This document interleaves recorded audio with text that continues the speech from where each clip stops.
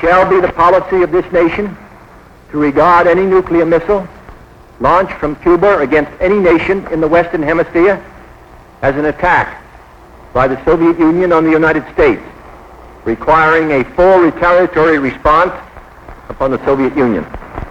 I call upon Chairman Khrushchev to halt and eliminate this clandestine, reckless, and provocative threat to world peace and to stable relations between our two nations. I call upon him further to abandon this course of world domination and to join in an historic effort to end the perilous arms race and to transform the history of man. Our goal is not the victory of might, but the vindication of right. Not peace at the expense of freedom, but both peace and freedom here in this hemisphere. And we hope around the world, God willing, that goal will be achieved. Since America possessed overwhelming military superiority in 1962, the Soviets had no choice but to back down and to remove their missiles from Cuba. But did they heed President Kennedy's call to give up their goal of world domination and to end the arms race? We will focus on that question for the next half hour.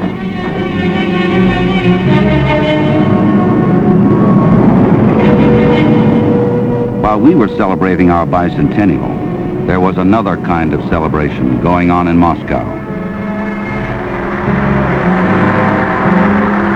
At the 25th Party Congress, which took place in February 1976, Leonid Brezhnev's tone was triumphant. In the struggle with the nations of the West, the Soviet Union had indeed been winning.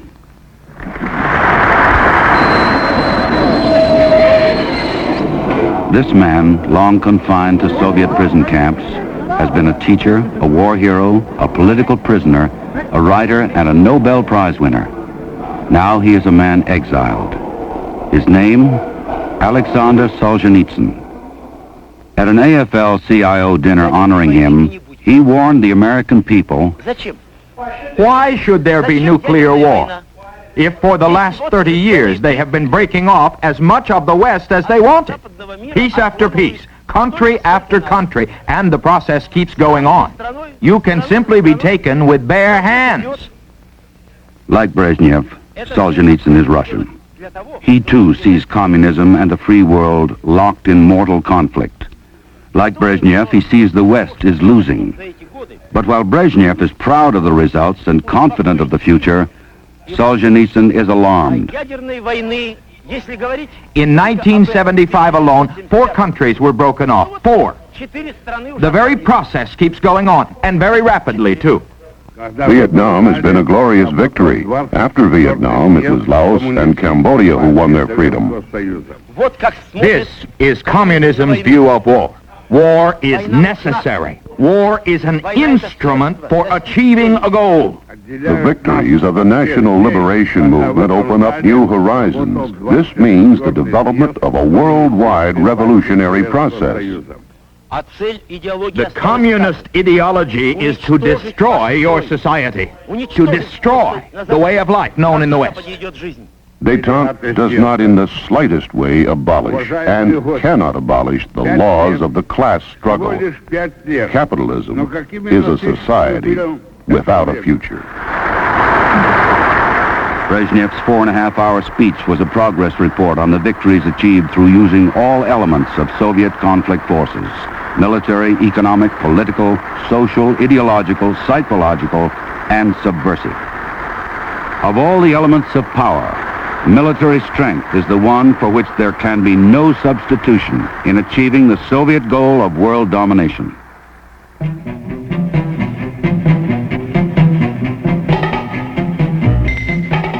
With only half the gross national product of the United States, the Soviets have outspent Americans on the military for many years. They are spending 3 times as much of their gross national product as the United States, actually spending 50% more than the United States for arms. Such a rapid and intense armament program has not occurred since Hitler's armament of Germany before World War II.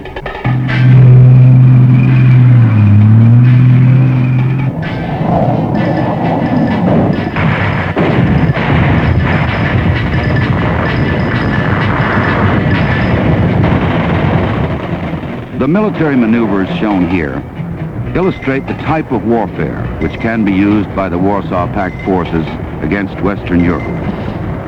The Warsaw Pact has the largest assembly of military forces in the world, with a better than 2-to-1 advantage in numbers of combat vehicles over the NATO forces. Unlike our forces, their military vehicles are equipped with defenses against chemical and bacteriological warfare, as well as nuclear radiation.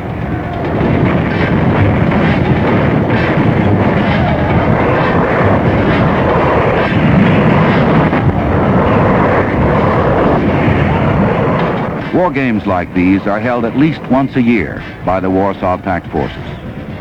Because these maneuvers are so similar to actual war operations, NATO commanders often worry that they will result in actual invasion of Europe without warning.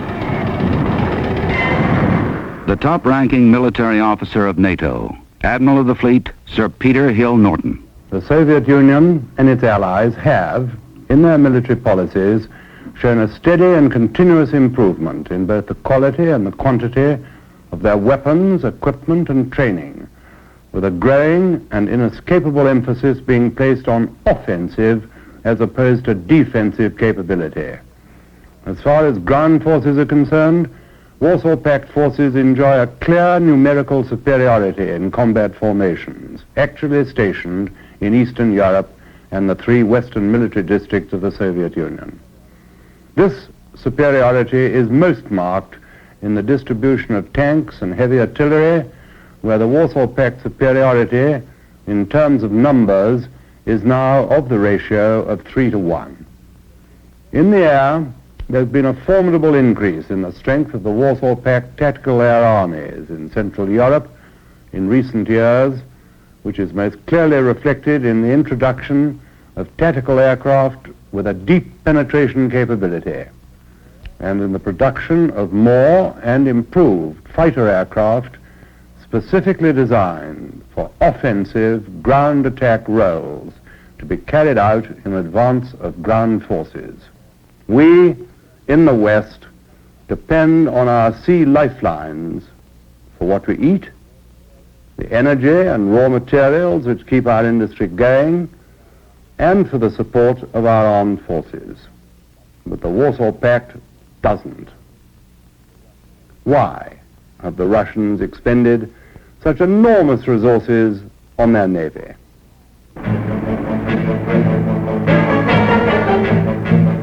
In the early 1960s, the Soviet Navy was principally a coastal defense force.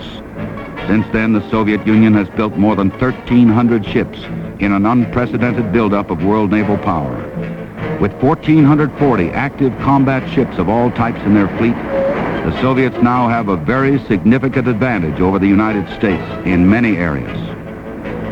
In submarines, the Soviets have nearly a 3-to-1 advantage over the United States and continue to produce an average of 1 submarine every 5.5 weeks. In major surface combat ships, the Soviets have 30% more than we have.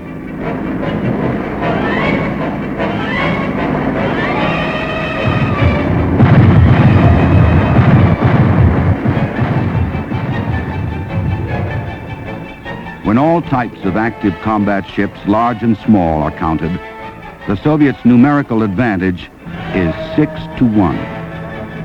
While the United States is just beginning to deploy surface-to-surface missiles, the Soviet Navy has been heavily armed with both offensive surface-to-surface and surface-to-air missiles for more than a decade.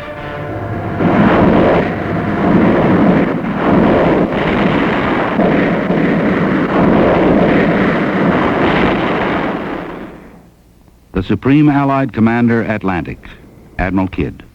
What used to be an Atlantic lake in the minds of the Alliance and the United States is now indeed an Atlantic moat filled with predatory steel sharks, if you will, conceived and constructed in the Soviet Union. The Soviets have a well-balanced fleet, fine cruisers, destroyers, air-capable ships, and most recently, the Kiev. The Soviets are continuing acquiring a disquieting capability at sea.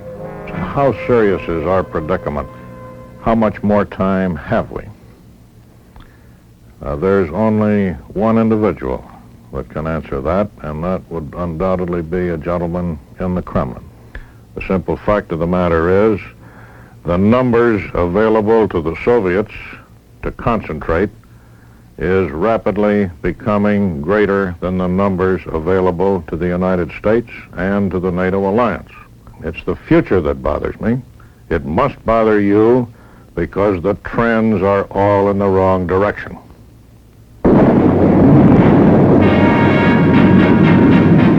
A strategic offensive weapon is one with a long-range capability, which the United States or the Soviet Union can use to directly strike the other, such as long-range bombers, intercontinental ballistic missiles, and sub-launched ballistic missiles.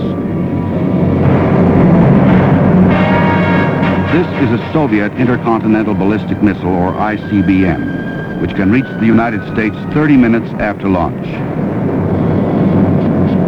While the United States stopped building ICBMs unilaterally in the mid-1960s, the Soviets continued to build even after they passed U.S. numerical levels about 1969. Many Soviet ICBM sites are camouflaged, like this one.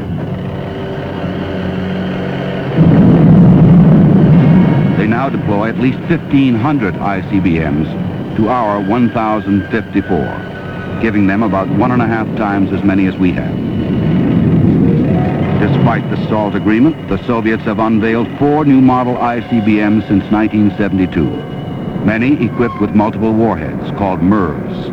The U.S. has introduced no new ICBMs except updated versions of the Minuteman in more than a decade. Reports indicate that mass production of these highly accurate Soviet missiles is currently underway, and they are being deployed. No new ICBMs are being deployed in the United States. The new Soviet ICBMs, with their increased accuracy, have the power to destroy U.S. Minutemen in their hardened silos, because present U.S. policy is to fire only after an attack. The SS-9, a massive Soviet ICBM, can deliver a 25 megaton warhead, more than 1,000 times as large as the atom bomb dropped on Hiroshima. About 300 SS-9s are now deployed in the Soviet Union.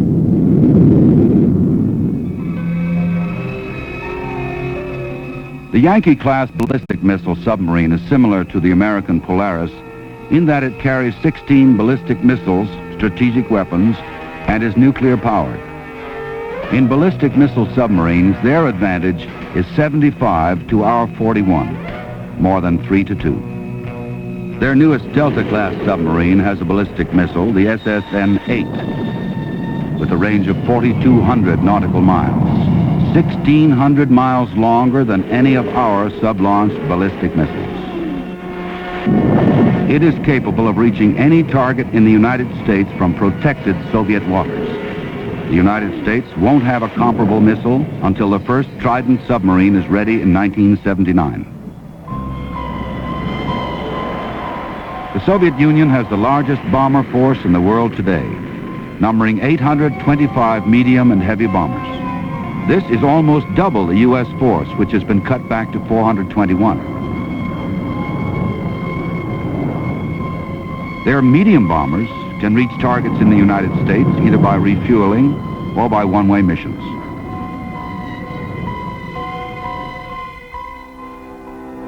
This model shows the Soviets' new long-range supersonic backfire bomber.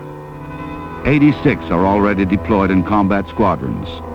Yet the plane is so secret that no film has been officially released. This new aircraft can reach targets all over the United States.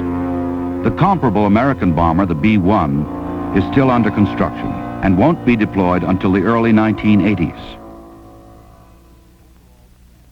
This chart is a comparison of the overall trend in strategic offensive delivery vehicles: bombers, ICBMs, sub-launched ballistic missiles, and long-range sub-launched cruise missiles from 1966, projected through 1980. The Soviets moved ahead of the United States in 1969 and now have, in some respects, the same superiority over us as we had over them at the time of the Cuban Missile Crisis. The only U.S. advantage is in numbers of warheads, but the huge size of many Soviet missiles gives them a 3 or perhaps even 5-to-1 advantage in total explosive power, as this Air Force chart presented to the Senate in 1976 shows.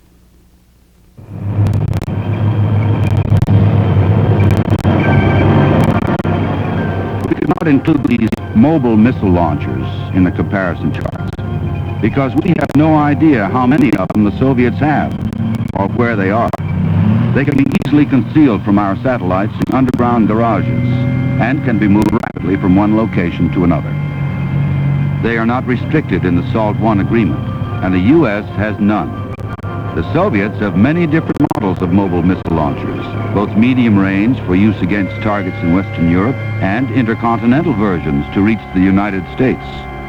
Some are very new, such as the SS-16 and the SS-20. These mobile missile launchers can head off across a field, set up and fire in minutes.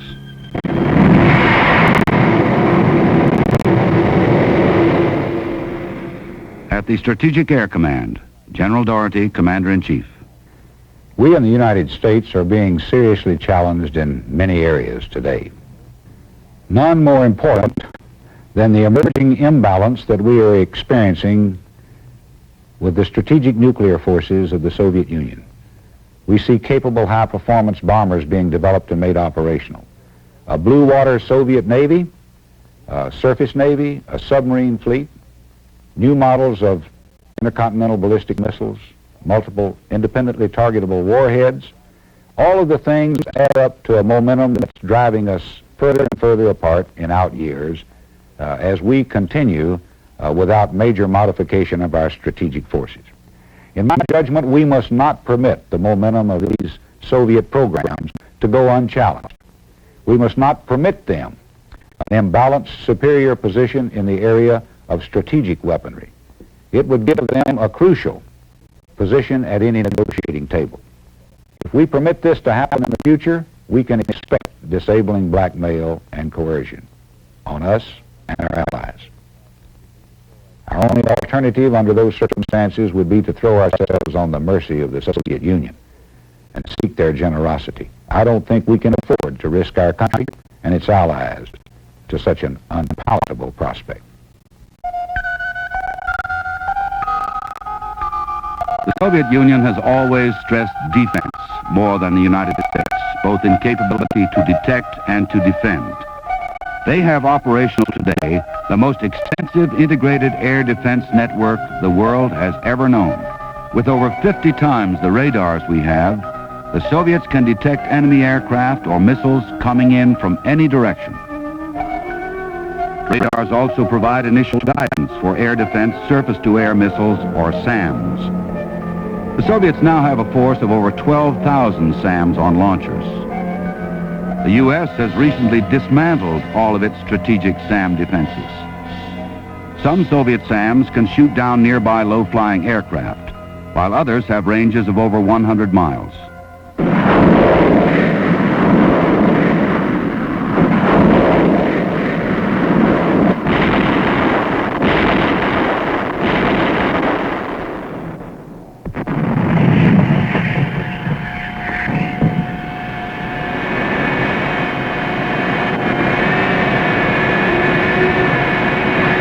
The Soviet fleet of fighter interceptors to guard against bomber attack stands at 2,600, over 8 times the size of the continental United States force of 315.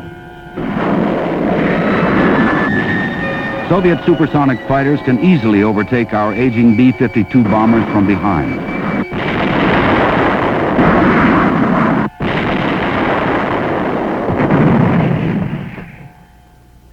At the North American Air Defense Command, General James, Commander-in-Chief.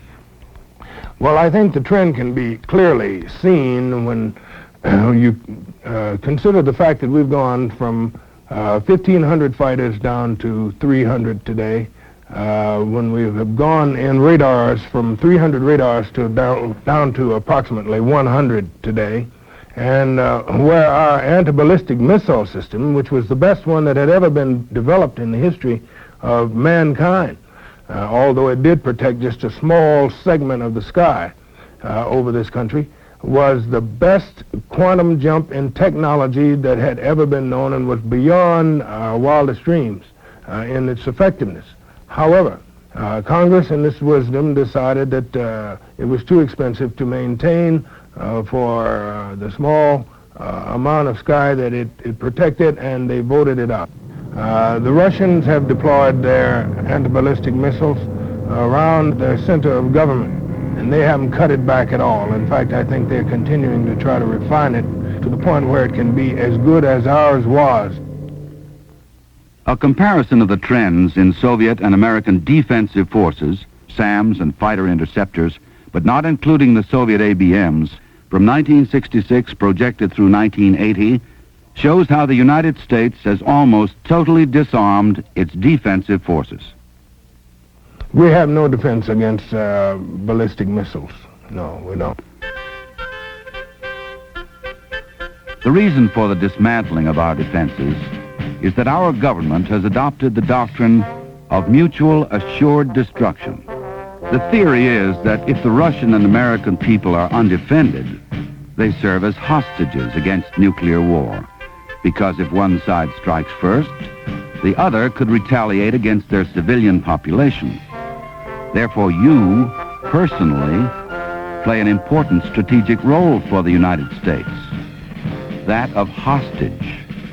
One trouble with the theory is that the Soviet Union is defending its people. America's foremost expert on Soviet civil defense, Dr. Gure. The Soviet Union has always regarded civil defense as an integral part of its warfighting capability and its defense posture. It believes civil defense to be a decisive strategic factor which can determine the outcome of a war and the attainment of victory. Consequently, the Russians have been spending a great deal of effort over the last 20 years to achieve a major civil defense capability. The United States might lose as many as 100 million people in the event of a Soviet attack and a greater part of its industry. The Soviet Union, on the other hand, might lose less than it did in World War II, that is less than 20 million people, and assure the survival of most of its industry. We see, therefore, that the Soviet Union not only has essentially eroded our deterrence posture, that it has a capability of exercising nuclear blackmail of the United States in crisis situations, and if war were to come about, it could survive as a power and therefore win a war with us. At Princeton University, Nobel Prize-winning nuclear physicist Dr. Wigner. The total explosive power in Russian missiles is now about 6 times greater than the explosive power in our missiles. I have calculated what losses we could inflict. If they evacuate their cities, the maximum damage that we could inflict on them would be about 4%, less than 4% of the population. They could destroy or threaten to destroy 45% of our population. At one time, there was no comparison between the strength of the USSR and yours. Then it became equal to yours. Now, as all recognize, it's becoming superior to yours. Soon it will be 2-1, then 3-1. Finally, it will be 5-1. With such a nuclear superiority, it will be possible to block the use of your weapons. And on some unlucky morning, they will declare, attention, we are marching our troops to Europe. And if you make a move, we will annihilate you. And this ratio of 3-1 or 5-1 will have its effect. You will not make a move. A concentration of world evil, of hatred for humanity is taking place. And it is fully determined to destroy your society. Must you wait until it comes with a crowbar to break through your borders? Until the young men of America have to fall defending the borders of their continent? The Secretary of the Navy in 1976, J. William Middendorf II. Today we face a Soviet threat far greater than any other threat this nation has ever faced in its 200 years of existence. Which one of us will want to say to his child or grandchildren, when we had the opportunity to protect our freedoms and to rebuild our strength, we didn't do it? That lonely voice of Solzhenitsyn is right when he says we must reassert our will to protect our freedoms. In the few precious moments of freedom that we may have left, let's not be found wanting. Only through such strength can we be certain of deterring a nuclear attack or an overwhelming ground attack upon our forces and our allies. Only through such strength can we in the free world, should that deterrent fail, face the tragedy of another war with any hope of survival. And that deterrent strength, if it is to be effective and credible, when compared with that of any other nation, must embody the most modern, the most reliable, and the most versatile nuclear weapons our research and development can produce. And until the world can develop a reliable system of international security, the free people have no choice but to keep their arms near. President Kennedy demonstrated that the price of peace and freedom is military superiority and the will to use it if necessary. This country, therefore, continues to require the best defense in the world. Do you believe that America should rise to this ultimate Soviet challenge and regain its military superiority or not? Write Peace Poll, Boston, Virginia, 22713. We'll let the President and the Congress know how you stand, and we'll send you a free report in which top experts propose a new U.S. strategy for peace and freedom. The cost of freedom is always high, but Americans have always paid it. And one path we shall never choose, and that is the path of surrender or submission.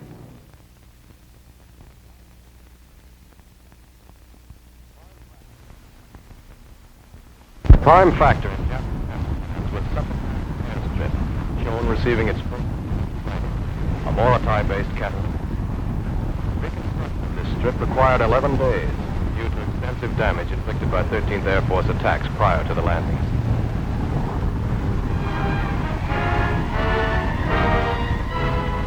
Australian engineers greet the American flyers.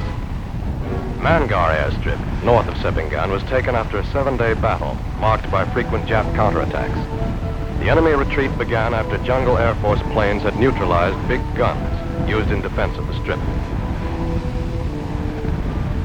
Dual-purpose guns, positioned by the Jap to repel invasion, were rendered ineffective by bombing. Holes ripped in armored guard shields show effectiveness of strafing.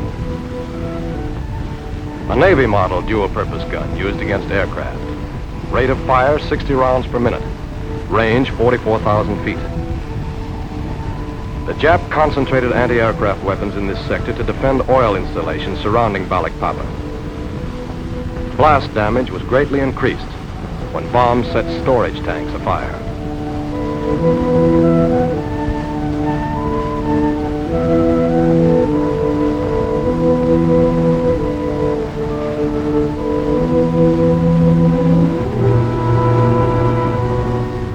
This is the Pandasari refinery, the most heavily defended target in Balikpapan area.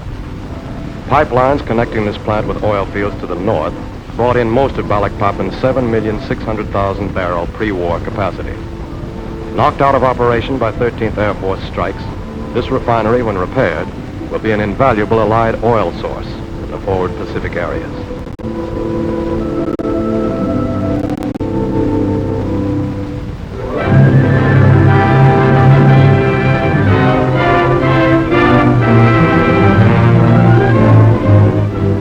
Pulley wheels, salvaged from naval vessels, are readied for installation on a giant crane being improvised at North Field, Guam.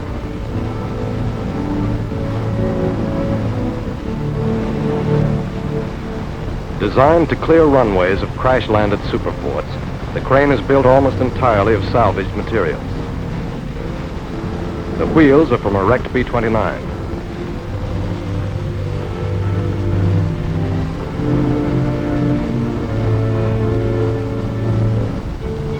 The frame is constructed in two sections, which are to be lifted into place and braced together. Prior to construction of this crane, crash landings presented a serious hazard, tying up runways and preventing B-29s with low fuel supply from landing after a mission to Japan.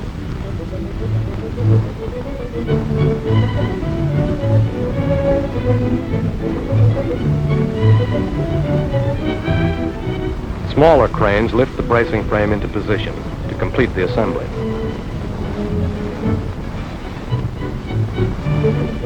Named the Apprehender, the assembled hoist stands 42 feet high, 54 feet long, and weighs 42 tons. 60 horsepower winches are installed and the crane is finished. The designer watches as the Apprehender moves up for its first test. 18 tons of concrete are carried under the crane's motors to counterbalance its lifting capacity, estimated to be greater than 60 tons. The carry is accomplished by slings made of steel beams, which slide under the wings between the inboard engines and the fuselage.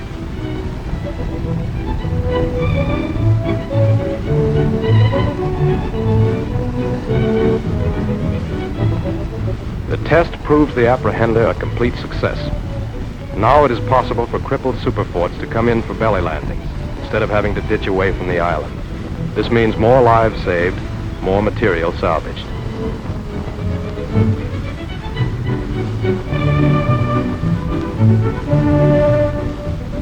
Skeptics who made bets that the Apprehender would never work now pay off with cigars and whiskey.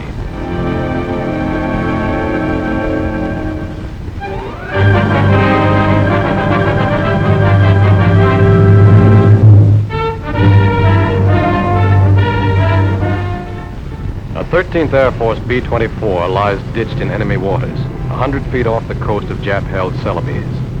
Forced down after participating in a pre-invasion strike against Balikpapan gun positions, the Liberator's crew await rescue by Catalinas of the Jungle Air Force's 2nd Emergency Rescue Squadron.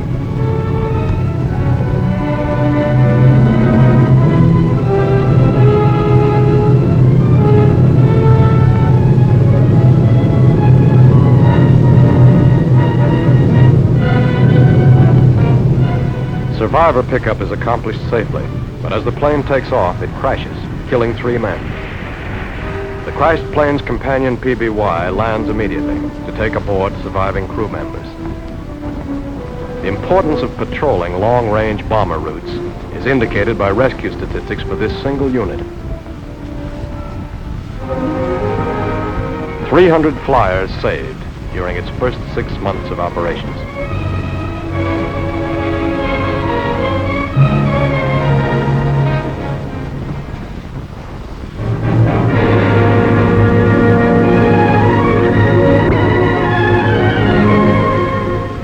When the Japs surged southward in China in September 1944, thrusting a corridor from Shanghai to Singapore and cutting coastal China off from the interior, his objective was destruction of China-based air power. This is Luzhou, 14th Air Force Bomber Base. This is the air base at Guilin. To smash these and other bases, the Jap drove forward, thinning out his lines, overextending his communications. But Chinese troops, tired, underfed, under-equipped, were powerless to resist. As the enemy closed in, no choice remained but to abandon our hard-built bases. Personnel and equipment were flown to safety.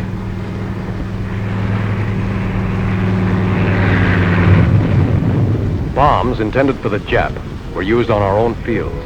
Runways, hostels, barracks, hangars, repair shops were blown up or put to the torch.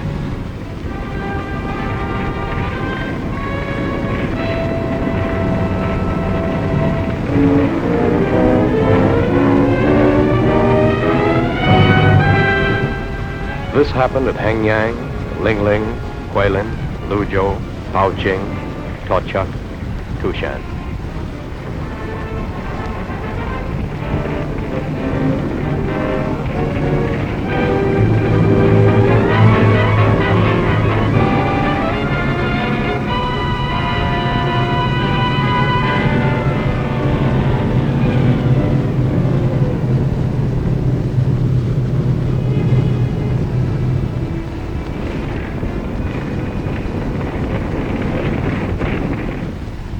In the path of the advancing Jap, the Chinese people had fled. Refugees by the 100,000 jammed all available rail space, hoping to find refuge at Kunming to the west.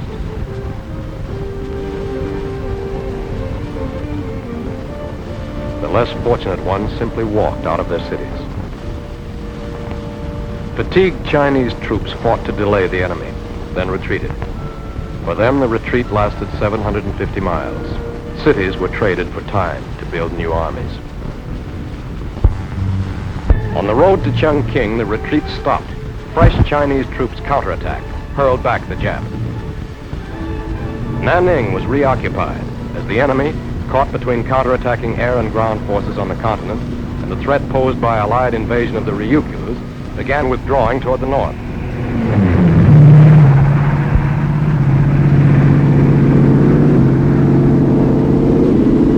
At recaptured Nanning, C-47s began to arrive, bringing supplies and animal transport.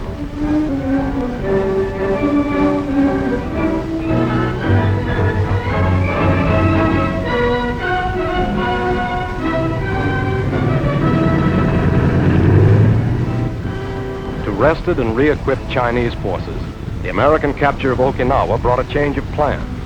Instead of driving the Jap out of China, their job now was to pin him down, to keep his overextended lines spread thin, to keep him from gathering his full strength for a determined stand at any one place.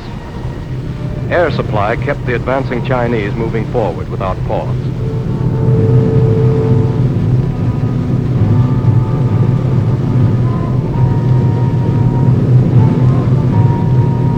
On 29th June 1945, Chinese forces pushing northward from Nanning re-entered the city of Luzhou.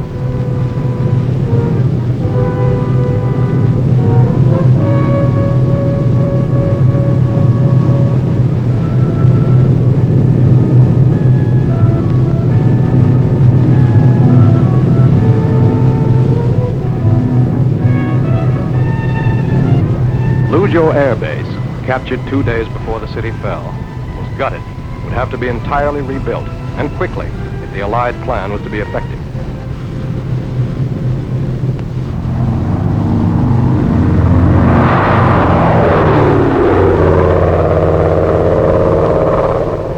C-47s landed at emergency strips, bringing American and Chinese specialists who were to supervise the reconstruction.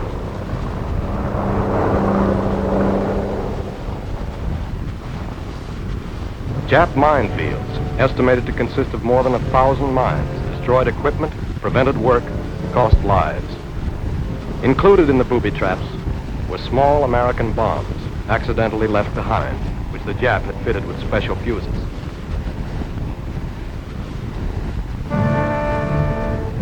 For the returning Chinese, the first job was to put the airfield into operable condition.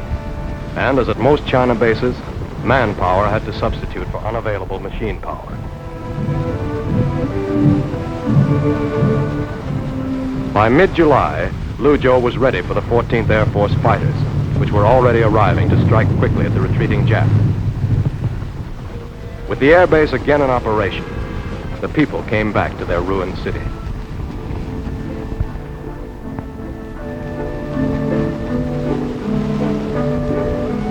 Luzhou, too, would have to be rebuilt by hand. Whatever buildings the Chinese had left when they fled the city, the Jap destroyed as he withdrew. Food and water were scarce, housing facilities primitive, but the Jap was gone from Luzhou. The people could begin again. And already Chinese troops were gathering to drive on Guilin. Sharpening the Jap crisis were the air forces, stabbing across middle China to sever enemy communications.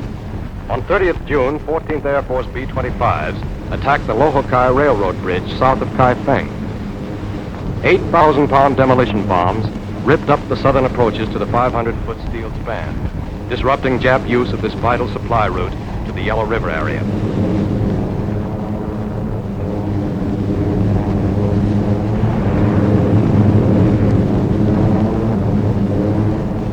To expedite troop movement, battle-weary bombers were turned into transports. A converted Mitchell crash lands at Hanchung.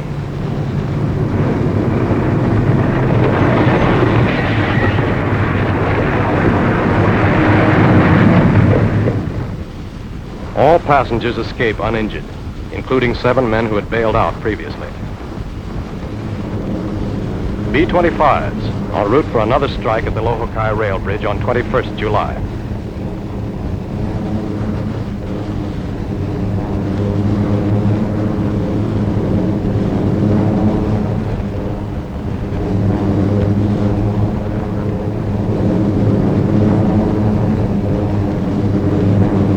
Runs were made over target, and 40 composition B-bombs were dropped, completely destroying 2 spans of the bridge.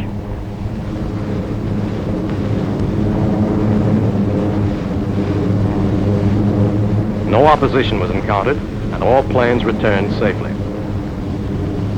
This is the first Okinawa-based B-24 strike on China. Target for the 7th Air Force Liberators on 17th July is Changwon, an important airfield in the Shanghai area.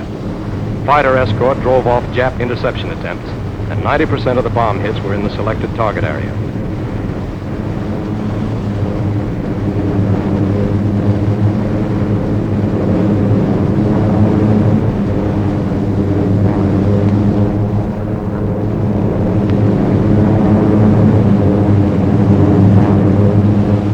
Five days later, Okinawa-based B-25s returned to Changwon to finish the job.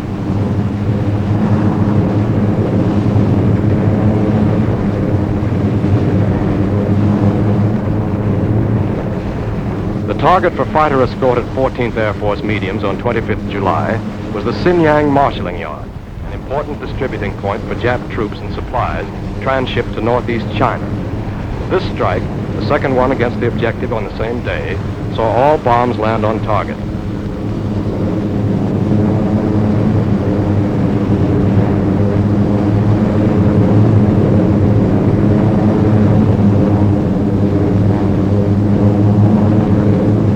Biggest surprise for the hard-pressed Jap came with the first use of American-trained Chinese paratroopers, newest adjunct to the Chinese Army.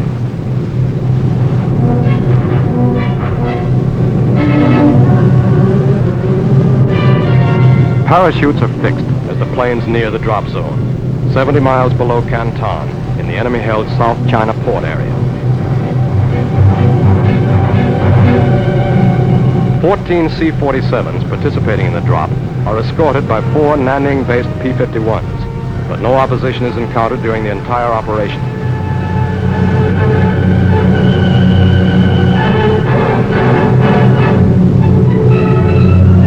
The mission for these paratroops, trained in secret at Kunming, is to harass the enemy by blowing up bridges, rail lines, supply and ammunition dumps.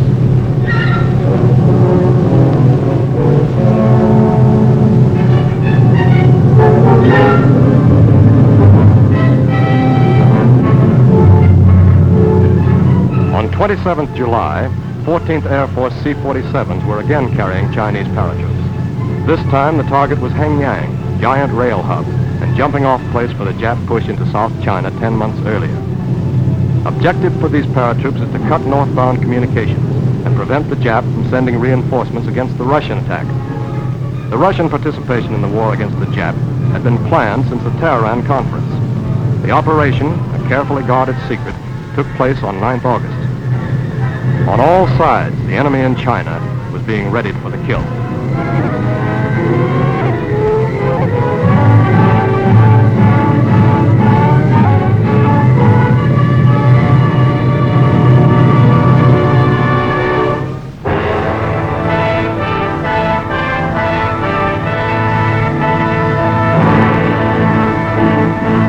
As Allied air power closed in on the Jap homeland, Satawara on Kyushu was the objective for the Okinawa-based 7th Air Force bombers on 16th July. vast sea power gathered in Okinawa Harbor was visible to 36 B-25s on their way to target.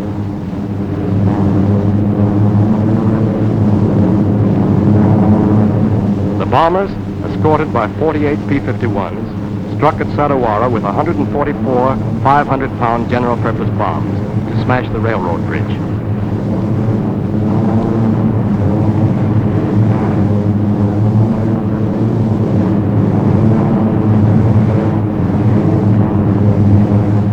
On 27th July, 7th Air Force planes struck against Kagoshima. This attack, launched the same day as the Chinese paratroop drop at Hengyang, saw Kagoshima's marshalling yards turned into a holocaust of smoke and flame.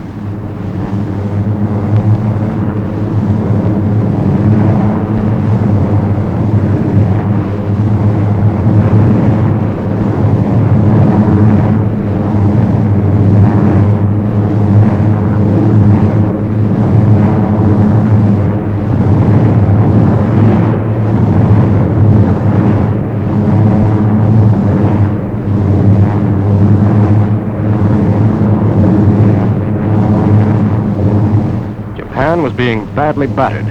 Still to come was the atomic bomb.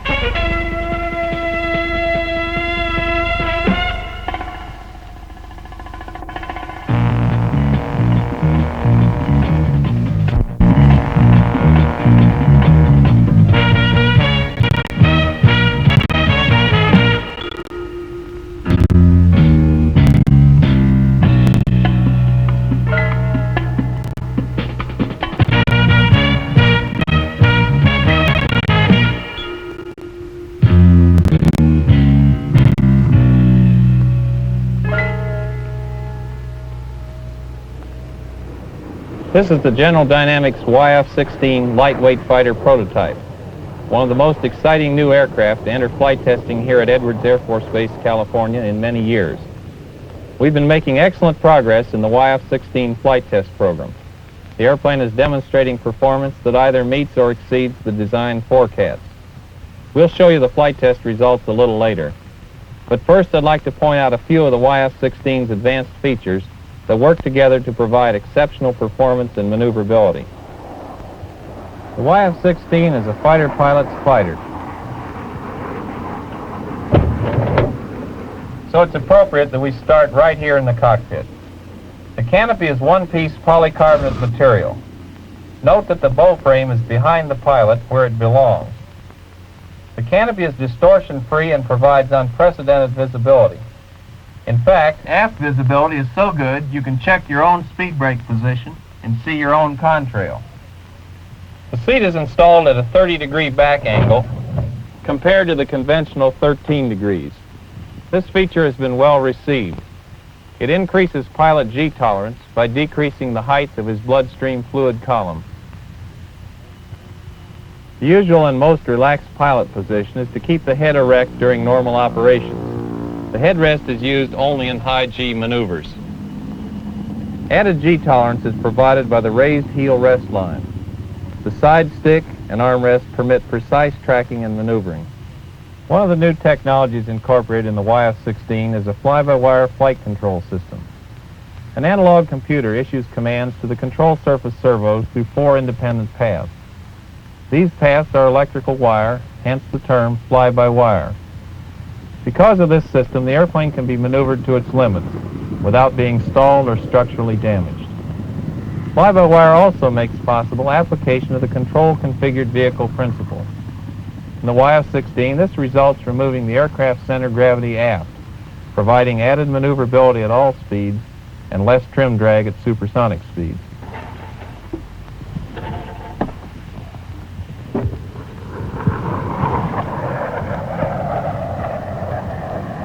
The YF-16 is small, just 46 1/2 feet long, with a 30-foot wingspan.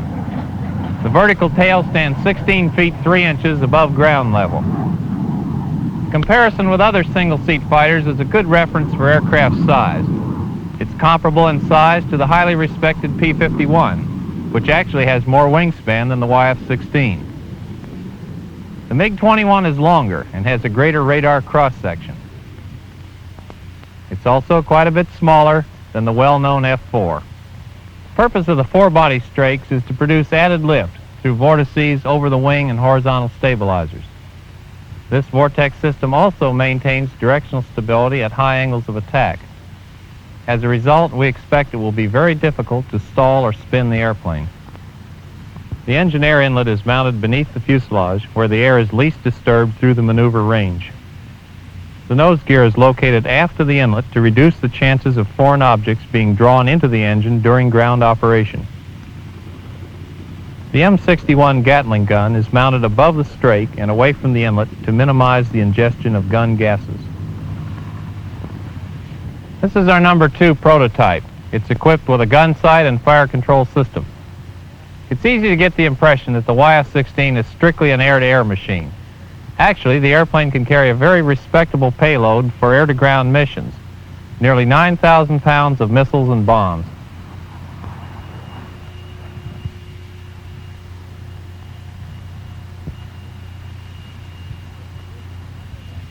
We've been using the number 1 prototype for performance evaluation and to expand the flight envelope. I'd like to show you what we've accomplished. We're delighted with the overall handling qualities. During taxi, the new checkout pilot experiences the forced rudder pedals for the first time. He quickly becomes a proponent of force controls. Directional control is crisp and honest, both on the ground and in flight.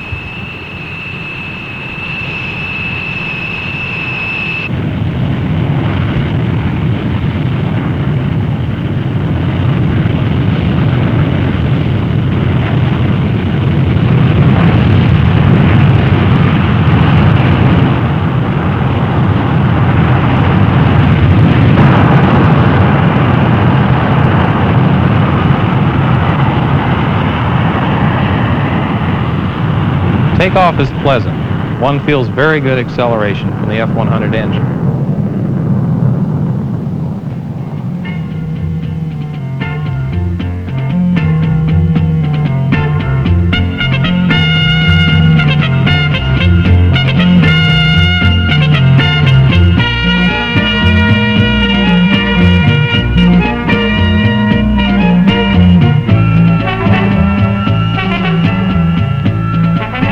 Level out at altitude arrives rapidly for the YF-16, even in military power.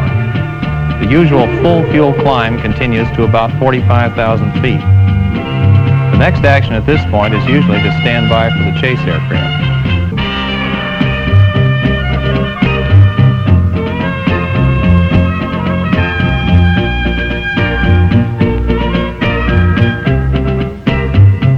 Cruising at high altitudes is, but even more so in the YF-16.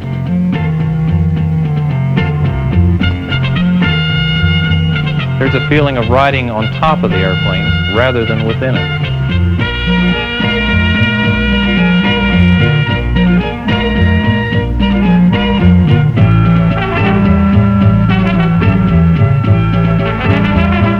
Acceleration is one of the YF-16's 2 best features. The Pratt & Whitney F-100 engine has 5 selectable zones of afterburning, the least of which provides supersonic flight at any altitude.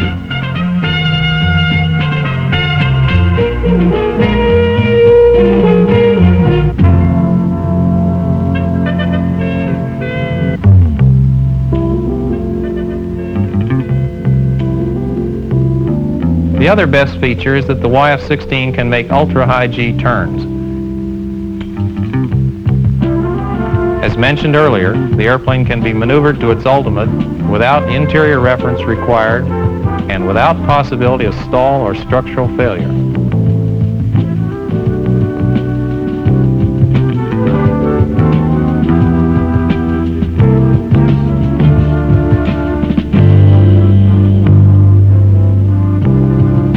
We've made excellent progress in clearing the operating envelope, a job which is virtually complete. The first milestone was a 90-minute first flight of the ‑1 prototype. We went supersonic on the third flight, out to Mach 1.2. A 7.3 G wind-up turn on Flight 8.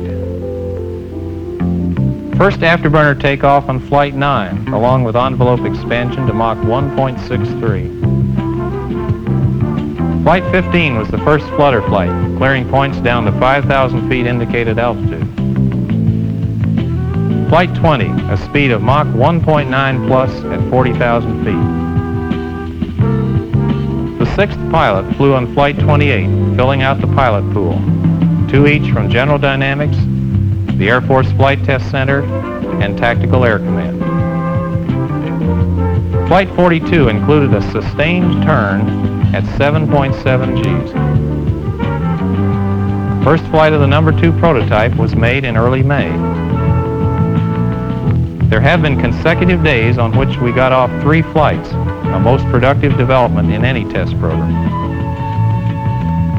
Normal fuel transfers were made during the aerial refueling demonstrations.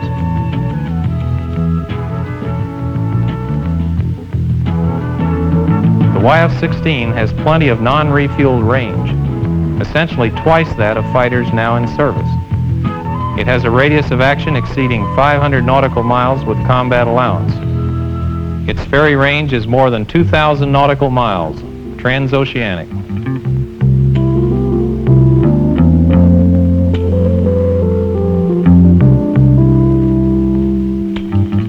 We have now maneuvered the YF-16 to 9G.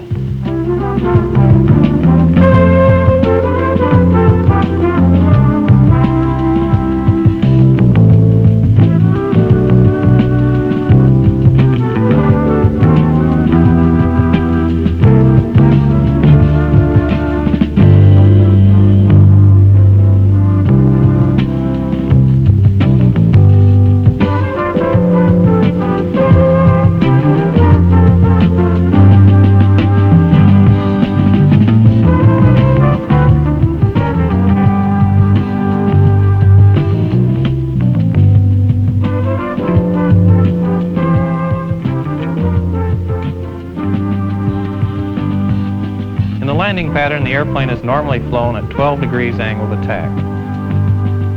As ground effect is entered, the usual technique is to halve remaining throttle position and continue descent into a gentle touchdown.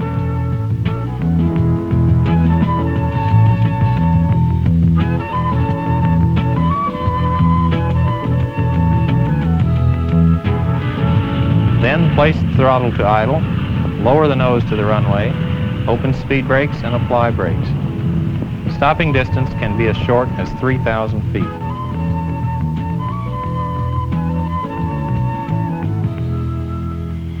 The YF-16 is proof that an airplane can be designed to cost without sacrificing performance. The emphasis of the airplane design is on simplicity. Cost is kept at a minimum in the manufacturing process. Cost remains at a minimum in service, through ease of maintenance and high reliability. At General Dynamics, we're convinced the air combat fighter of tomorrow is here today.